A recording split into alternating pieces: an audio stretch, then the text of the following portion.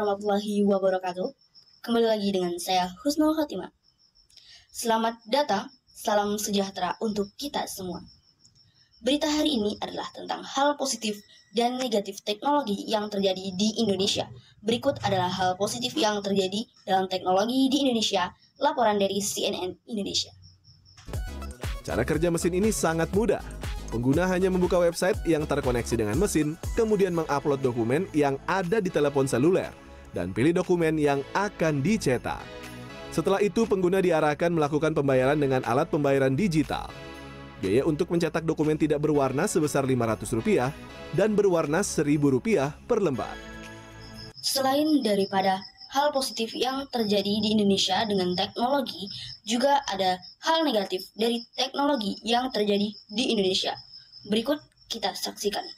Perkembangan digital tentu dapat membawa dampak positif dan berbagai kemudahan. Namun, jika tidak dapat mengontrolnya, beberapa dampak negatif juga didapat. Berdasarkan data Digital Around the World 2019, pengguna media sosial di Indonesia mencapai 150 juta pengguna atau sebesar 56% dari total populasi. Rata-rata lama pemakaian selama 3 jam 26 menit. Media sosial meliputi Facebook, Twitter, Instagram, Line, WhatsApp, Snapchat, hingga TikTok. Beberapa hal yang kerap muncul ketergantungan atau cemas jika tidak menggunakan media sosial, membandingkan hidup kita dengan orang lain, membawa permasalahan dunia maya ke dunia nyata, hingga mempengaruhi mood. Saudara, itu tadi berita yang dapat saya sampaikan. Saya pamit undur diri, sampai jumpa.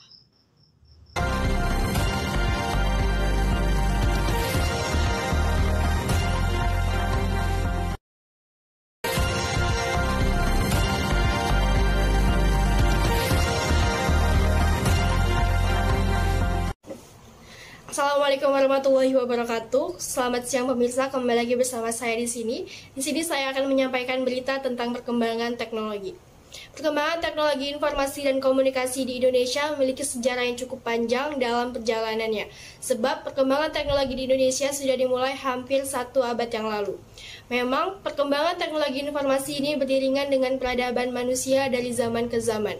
Kecanggihan teknologi informasi dan komunikasi saat ini merupakan hasil evolusi yang akan terus berlanjut hingga masa depan. Nah, jika kamu ingin mengetahui perkembangan teknologi informasi dan komunikasi dari masa lalu hingga saat ini, khususnya di Indonesia, simak berita ini.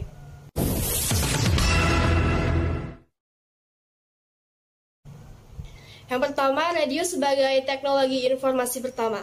Radio menjadi teknologi pertama yang masuk di Indonesia sejak zaman Hindia Belanda. Saat itu, radio tersebut bernama Batavius Radio Vereniging yang berlokasi di daerah Batavia atau Jakarta. Radio pertama Indonesia diresmikan pada tanggal 16 Juni 1925.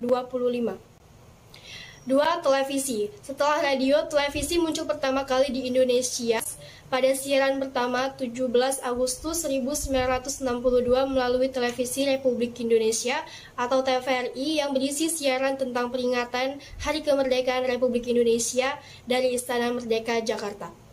Kala itu memang hanya segelintir orang saja yang bisa menonton, karena televisi menjadi barang yang mahal saat itu. Yang ketiga, satelit. Satelit pertama di Indonesia bernama Palapa. Saat itu, satelit ini merupakan telekomunikasi geostasioner Indonesia yang menjadi pencetus pertama siaran televisi semakin bagus. Saat itu pula hadir berbagai stasiun televisi swasta seperti RCTI yang disusul oleh SCTV, Antv, Indosiar, dan yang lainnya. Dan yang terakhir adalah internet. Internet masuk ke Indonesia diperkirakan sama dengan industri pertelevisian, yaitu mulai tahun 1988. Akan tetapi, internet memang tidak banyak diketahui oleh masyarakat, sebab era 1990, internet baru mulai disarankan oleh masyarakat. Itu dia sejarah singkat dari perkembangan teknologi informasi yang ada di Indonesia. Memang kemajuan teknologi sangat terlihat dari masa ke masa. Bahkan di masa depan, teknologi informasi dan komunikasi akan terus semakin canggih dan mutakhir hingga tidak pernah terbayangkan sebelumnya. Sekian berita yang dapat saya sampaikan. Saya pamit undur diri. Wassalamualaikum warahmatullahi wabarakatuh.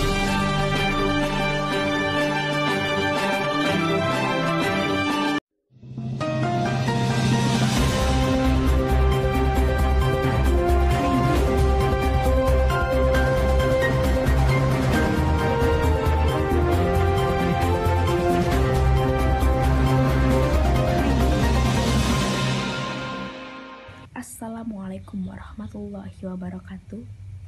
Selamat malam, saya Fadila Estinoza akan menemani Anda pada hari ini untuk menyajikan berita terkini dan aktual tentang teknologi yang akan dipersembahkan oleh rekan kerja saya, yaitu Dava Agransyah. Kepada Dava Agransyah, saya persilakan. Nama saya Dava Agransyah. Saya akan membawa teks berita tentang teknologi. Jakarta, perusahaan Motorola memproduksi lebih banyak smartwatch Android Wear.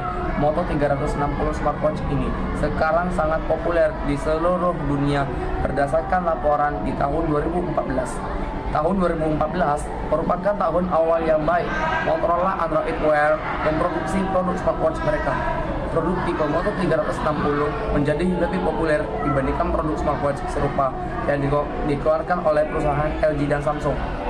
Berdasarkan penelitian yang dilakukan oleh Canalys, ada 720.000 produk item yang terjual di tahun 2014. Itu berarti Moto 360 sangatlah populer dibandingkan pesaingnya Samsung dan LG yang hanya menjual 1.000 item produk. CEO perusahaan Motorola berharap ini menjadi langkah baik untuk mengembangkan produk teknologi mereka yang mana diproduksi oleh Motorola, dan dia berharap masyarakat akan lebih nyaman untuk membeli produk Motorola di masa yang akan datang. Sekian dan terima kasih. Sekian berita yang dapat kami sampaikan hari ini. Saya Fadila Estinoza, pembawa acara Breaking News malam ini, mengucapkan terima kasih dan sampai jumpa kembali.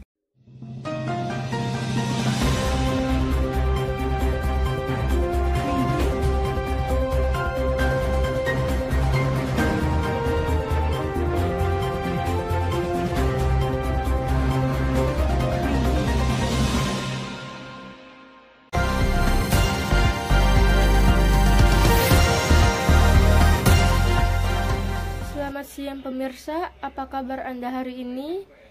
Senang sekali, beberapa waktu ke depan Berita Indonesia akan menyampaikan berita yang menarik, terpercaya, dan inovatif. Bersama saya, Azura Pelagia Pien, mari kita ikuti berita selengkapnya. Pemirsa, nama Livi mungkin belum sering dikenal oleh pengguna internet, tapi ini adalah sebuah teknologi yang konon bisa melengkapi Wi-Fi.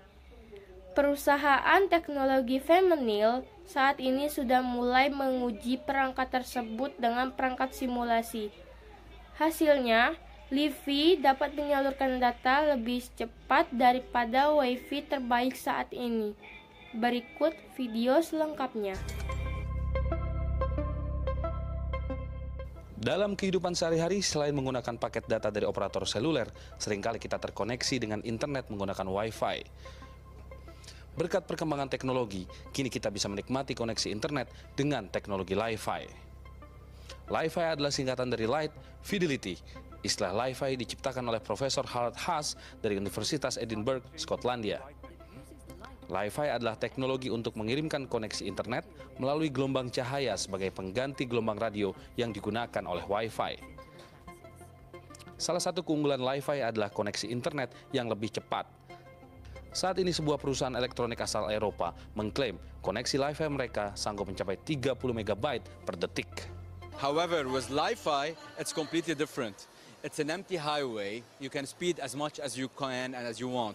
As such, today, through our light points, we can provide this internet connections that it could be very fast and very stable. You get it just by standing under the light. And as such, it's also very safe because, you know, with Wi-Fi, you can be easily, or I mean, to a certain extent, easy or not so easy hacked, right? You can be hacked by simply your neighbor, or you can be hacked by a professional. But however, with Li-Fi, whoever might ever try to think of hacking you has to be standing next to you, because he has to be also under the light point to get the same internet connection. Untuk mendapatkan koneksi internet, diperlukan sebuah dongle yang memiliki sensor sebagai receiver. Alat ini berfungsi untuk menangkap koneksi internet yang dipancarkan melalui lampu LED khusus. Lampu LED ini memiliki driver yang berbeda dengan lampu LED biasa, serta dikoneksikan juga dengan sebuah router internet. Selama dongle terkena sinar, maka koneksi internet tidak akan terputus meskipun posisi dongle tidak persis di bawah lampu atau intensitas lampu dikurangi. Selain itu, karena masih menggunakan dongle, Li-Fi saat ini baru bisa digunakan untuk laptop.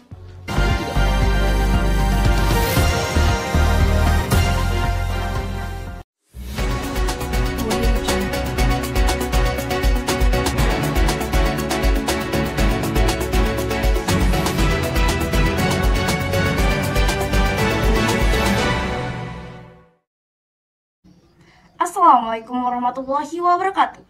Selamat pagi dan salam jumpa pemirsa SMP Nurul Ulumi News kembali hadir dengan berbagai informasi untuk Anda. Dan berikut berita selengkapnya untuk Anda.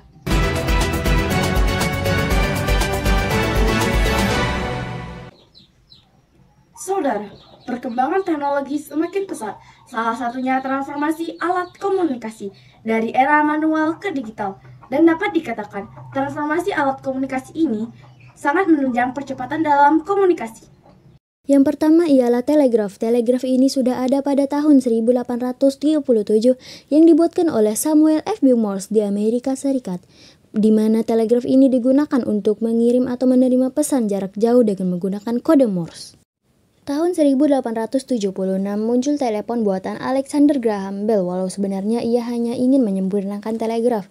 Telepon yang ditemukannya mempunyai satu corong yang membuat kita harus mendekati corongnya ke mulut atau telinga secara bergantian. Tahun 1896, telepon dinding muncul. Untuk menggunakannya, kita harus memanggil operator telepon terlebih dahulu. Caranya cukup memutar gagang besi yang ada di samping telepon. Kemudian operator akan menyambungkan kita dengan orang yang kita hubungi. Tahun 1927 mulai muncul telepon bernomor di mana kita hanya perlu memutar beberapa nomor yang menjadi kode. Tunggu beberapa saat maka telepon akan terhubung. 3 April 1973 muncullah telepon genggam yang ditemukan oleh Martin Cooper dan timnya. Dulu berat telepon genggam 2 kg dan biaya untuk membuat telepon genggam sebesar 1 juta US dollar. Pada tahun 1979, Nippon Telegraph and Telephone memperkenalkan telepon UMG atau analog pertama di Tokyo. Tahun 1983, telepon genggam Cooper yaitu Motorola Dynatec 8000X mulai dijual dari Chicago. Pada tahun 1992 keluarlah Nokia 1011.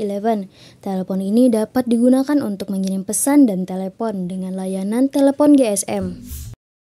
Pada tahun 1996 muncullah Nokia 9000 Communicator yang telah memiliki fitur modern, mulai dari keyboard QWERTY, grafis layar yang bagus pada masanya, aplikasi bisnis, koneksi internet, dan ponsel ini yang pertama memiliki smartphone. Tahun 2002 muncullah BlackBerry yang sudah mendukung jaringan GSM dan GPRS, tetapi pengguna BlackBerry harus menggunakan headset karena tidak ada mikrofon dan pengeras suara. Tahun 2005 muncullah Android, awalnya hanya dikembangkan operasi kamera digital, kemudian dialihkan menjadi smartphone. Seperti itulah perjalanan panjang alat komunikasi yang kita kenal saat ini. Terima kasih. Pemirsa, informasi tadi merupakan akhir kebersamaan kita kali ini. Terima kasih atas perhatian Anda. Saya Najwa Eka Putri, SMP Nurul Ulumi News. Wassalamualaikum warahmatullahi wabarakatuh.